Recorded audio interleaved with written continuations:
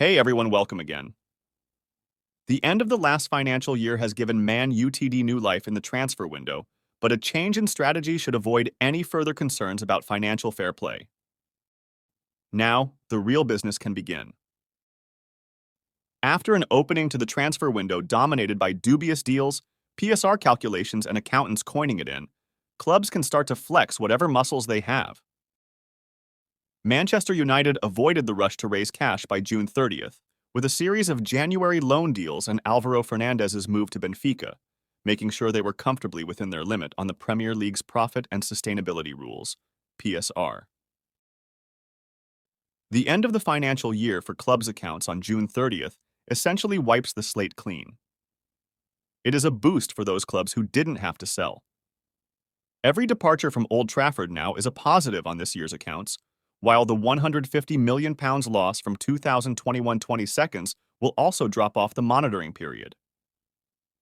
Another reason for the confidence is that, under Ineos, United expect to get better at this sort of stuff. Nobody can look at the transfer business at Old Trafford in recent years and conclude it has been going well. Too often, they have sold on the cheap and overspent when buying.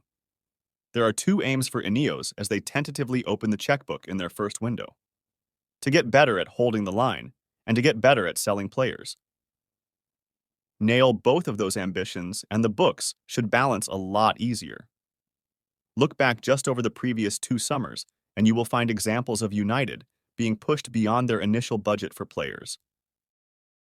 Antony, Mason Mount, and Rasmus Højlund were all more expensive than had initially been planned for, and none of them have so far delivered a return on that investment.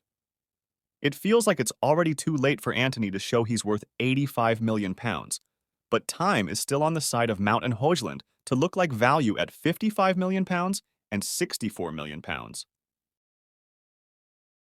United's striker search looks relatively routine for now. If they push ahead with plans to sign Joshua Zirkzee, then it's an uncomplicated deal to do thanks to his £34 million release clause.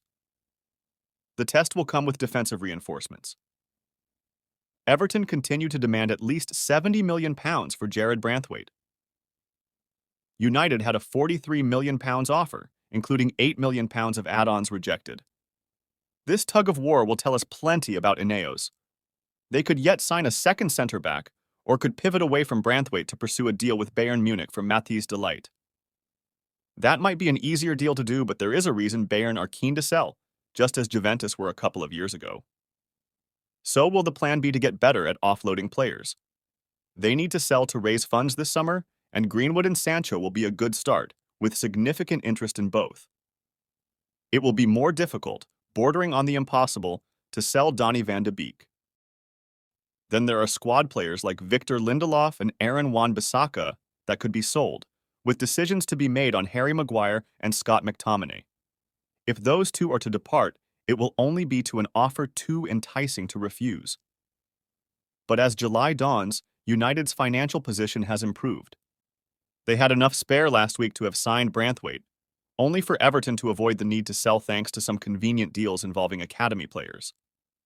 Business will step up over the next week or two, with pre-season resuming at Carrington next Monday.